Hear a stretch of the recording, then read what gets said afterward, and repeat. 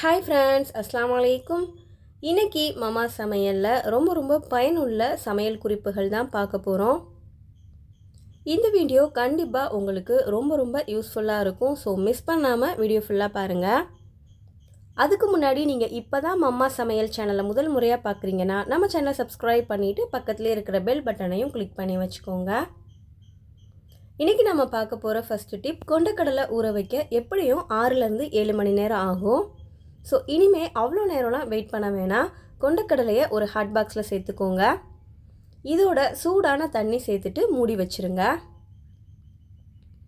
So ஒரு 1 hour wait பண்ணுங்கள். 1 ஹவர்லேயே கொண்டக்கடலை ரொம்ப சூப்பராக ஊறிடும். இப்போ பாருங்கள், கொண்டக்கடலை நல்லாவே ஊறிடுச்சு. ஸோ குக் பண்ணுறதுக்கு ரொம்ப ஈஸியாக இருக்கும். ட்ரை பண்ணி பாருங்கள். அடுத்ததாக நீங்கள் சமையல் பண்ணும்போது புளி ஊற வைக்க மறந்துட்டிங்கன்னா உடனே ஊற வச்சிடலாம். ஒரு கிண்ணத்தில் புளி சேர்த்துக்கோங்க. இதோட சூடான தண்ணி சேர்த்துக்கோங்க.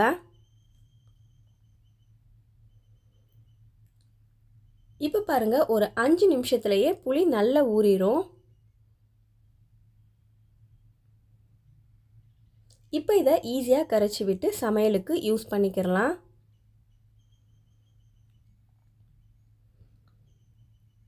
அடுத்ததாக உருளைக்கிழங்கு வறுவல் குழந்தைங்களுக்கு ரொம்ப பிடிக்கும். ஸோ நிறைய டைம் உருளைக்கிழங்கு மொறுன்னு வராது, ஒன்றோட ஒன்று ஒட்டிக்கிறோம். அந்த மாதிரி வராமல் இருக்க உருளைக்கிழங்கை கட் பண்ணி ஒரு 5 நிமிஷம் தண்ணியில் போட்டு வச்சுருங்க. இப்படி நீங்கள் தண்ணியில் போட்டு வைக்கும்போது அது வறுவல் செய்யும்போது ஒன்றோட ஒன்று ஒட்டவே ஒட்டாது. அதே சமயம் நல்ல கிறிஸ்பியாக இருக்கும். அடுத்ததாக குழந்தைங்களுக்கு சூடான பால் ஆற்றி கொடுக்கும்போது உடனே வேணும் அப்படின்னு நினச்சிங்கன்னா பாலை இந்த மாதிரி கிளாஸில் ஆற்றாமல் ஒரு பெரிய பிளேட்டில் ஊற்றி வச்சுருங்க. இப்படி ஊற்றி வச்சிங்கன்னா 2 நிமிஷத்துலேயே பால் ஆறிடும். அடுத்ததாக தேங்காயை உடைச்சி சின்னதாக கட் பண்ணி வச்சுக்கோங்க. இந்த தேங்காயை ஒரு ஏர்டைட் பாக்ஸில் போட்டு ஃப்ரீசரில் ஸ்டோர் பண்ணிடுங்க. நீங்கள் தேவைப்படும் போது 5 நிமிஷம் அதை தண்ணியில் போட்டுட்டு யூஸ் பண்ணுங்கள். தேங்காய் மாத கணக்கில் ஃப்ரெஷ்ஷாகவே இருக்கும்.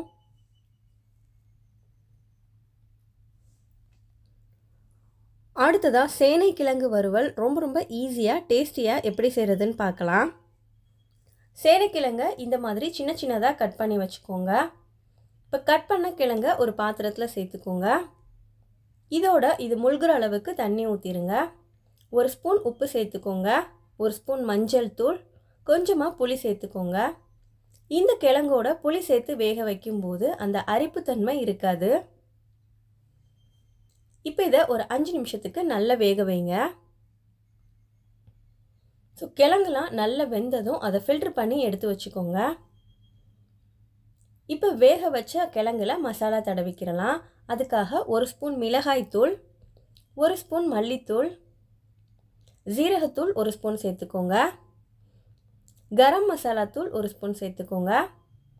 கிழங்குக்கு தேவையான அளவு உப்பு சேர்த்துக்கோங்க. 1 ஸ்பூன் இஞ்சி பூண்டு விழுது சேர்த்துக்கோங்க. இது எல்லாத்தையும் நல்லா மிக்ஸ் பண்ணி விட்டுருங்க.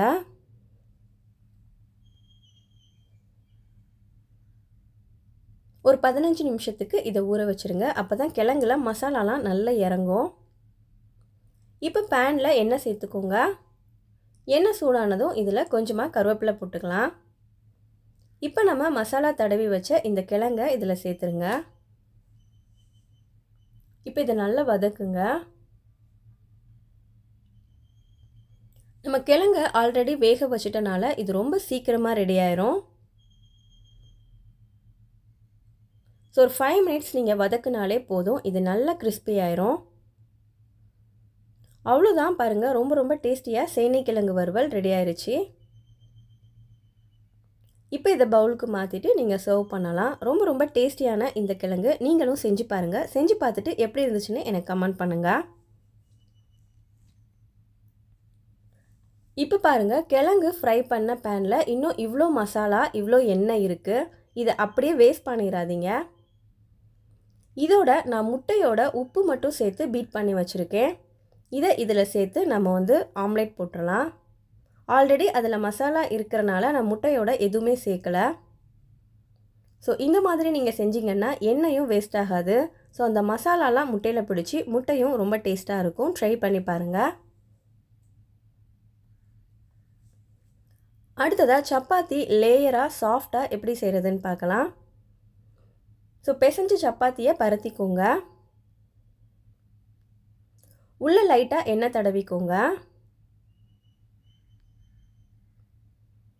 இப்போ இதை 2 மடிப்பாக மடிச்சுக்கோங்க. இப்படி நமக்கு ட்ரையாங்கிள் ஷேப்பில் கிடைக்கும். இதில் பாருங்கள் எவ்வளோ லேயர் இருக்குன்னு. இப்போ இதை மறுபடியும் லைட்டாக பரத்திக்கோங்க. ஸோ சப்பாத்தி பரத்தும் போது ரொம்ப அழுத்தி பரத்தாதீங்க, லேசாக பரத்துங்க.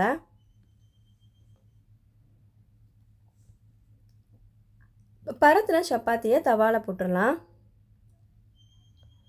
சப்பாத்தி தவாவில் போட்டதும் எண்ணெய் ஊற்றாதீங்க. ஒரு தடவை திருப்பி போட்டுட்டு இப்போ எண்ணெய் சேர்த்துக்கோங்க. உங்களுக்கு எண்ணெய் வேண்டான்னா நீங்கள் சேர்க்காமலே சப்பாத்தி செய்யலாம். அதே மாதிரி சப்பாத்தி செய்யும்போது நீங்கள் நிறைய டைம் அதை திருப்பி போட்டு செய்யக்கூடாது. அப்படி நீங்கள் திருப்பி திருப்பி போட்டிங்கன்னா சப்பாத்தியில் உள்ள ஈரப்பதம்லாம் ட்ரை ஆகி சப்பாத்தி ரொம்ப ஹார்டாயிரும். ஸோ 3 அல்லது 4 தடவை மட்டும் திருப்பி போட்டு எடுத்துக்கோங்க. இப்போ பாருங்கள் சூப்பராக லேயராக சப்பாத்தி ரொம்ப ரொம்ப சாஃப்டாக ரெடி ஆயிடுச்சு. ஸோ இந்த மாதிரி நீங்களும் ட்ரை பண்ணி பாருங்கள். இப்போ மீதம் இருக்கிற சப்பாத்தி மாவை ஃப்ரிட்ஜில் எப்படி ஸ்டோர் பண்ணி வைக்கிறதுன்னு பார்க்கலாம். சில சமயம் சப்பாத்தி மாவு இப்படியே ஸ்டோர் பண்ணும்போது அப்படியே மேலே உள்ள பகுதியெலாம் கருப்பாயிரும். அந்த மாதிரி ஆகாமல் இருக்க கையில் இந்த மாதிரி கொஞ்சம் எண்ணெய் தடவிக்கோங்க. இந்த எண்ணெயை மாவு ஃபுல்லாக இந்த மாதிரி தேய்ச்சிருங்க. இப்போ இந்த மாவை ஒரு பாக்ஸில் போட்டு மூடி வச்சு ஃப்ரிட்ஜில் ஸ்டோர் பண்ணுங்கள். இப்படி நீங்கள் ஸ்டோர் பண்ணும்போது மாவோட கலர் மாறவே மாறாது, ஃப்ரெஷ்ஷாகவே இருக்கும். அடுத்ததாக ஆட்டி வச்ச தோசை மாவு ஃப்ரிட்ஜில் பொங்கி பொங்கி வழியாமல் இருக்க என்ன செய்கிறதுன்னு பார்க்கலாம். இப்போ தோசை மாவு டப்பாவில் மேலே கொஞ்சமாக 2 ஸ்பூன் அல்லது சில துளி தேங்காய் எண்ணெய் சேர்த்துருங்க.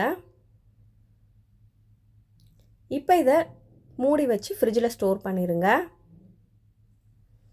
இப்படி நீங்கள் வைக்கும்போது மாவு பொங்கி பொங்கி வழியாது. ரொம்பவே யூஸ்ஃபுல்லாக இருக்கும் இந்த டிப்ஸ் உங்களுக்கு. தவாவில் தோசை ஒட்டிக்கிட்டு வராமல் இருந்துச்சுன்னா ஒரு வெங்காயத்தை தோசை தவாவில் இந்த மாதிரி தேய்ச்சி விட்டுருங்க. இப்படி செஞ்சுட்டு நீங்கள் தோசை சுடும்போது தோசை ஒட்டாமல் ரொம்ப சூப்பராக வரும். அடுத்ததாக வீட்டில் பருப்பு வாங்கி ஸ்டோர் பண்ணி வச்சுருப்போம். சில சமயம் பல்காகவே வாங்கி வச்சுருப்போம். ஸோ நிறைய பருப்பு வாங்கி வைக்கும்போது சில சமயம் அதில் வண்டு வந்துடும். அப்படி வராமல் இருக்க நீங்கள் பருப்போட காஞ்ச மிளகாவை சேர்த்து வச்சுக்கோங்க. ஸோ காம்போடையே மிளகாயை போட்டு வச்சுக்கோங்க. இந்த மாதிரி போட்டு வைக்கும்போது பருப்பில் சீக்கிரமாக வண்டு வராது. பருப்பு ரொம்ப நாளைக்கு ஃப்ரெஷ்ஷாகவே இருக்கும். நான் சொன்ன டிப்ஸ் எல்லாமே உங்களுக்கு ரொம்ப ரொம்ப யூஸ்ஃபுல்லாக இருக்கும்னு நம்புகிறேன். அண்ட் இந்த வீடியோ உங்களுக்கு பிடிச்சிருந்தா லைக் பண்ணுங்கள். அண்ட் உங்கள் ஃப்ரெண்ட்ஸ் நிறைய பேரோட ஷேர் பண்ணிக்கோங்க. இதே மாதிரியே இன்னும் நிறைய வீடியோஸ் பார்க்கணுன்னு நினச்சிங்கன்னா நம்ம சேனலை சப்ஸ்கிரைப் பண்ணிவிட்டு பக்கத்துலேயே இருக்கிற பெல் பட்டனையும் கிளிக் பண்ணி வச்சுக்கோங்க. அடுத்து ஒரு சூப்பரான வீடியோவில் பார்க்கலாம். பாய்.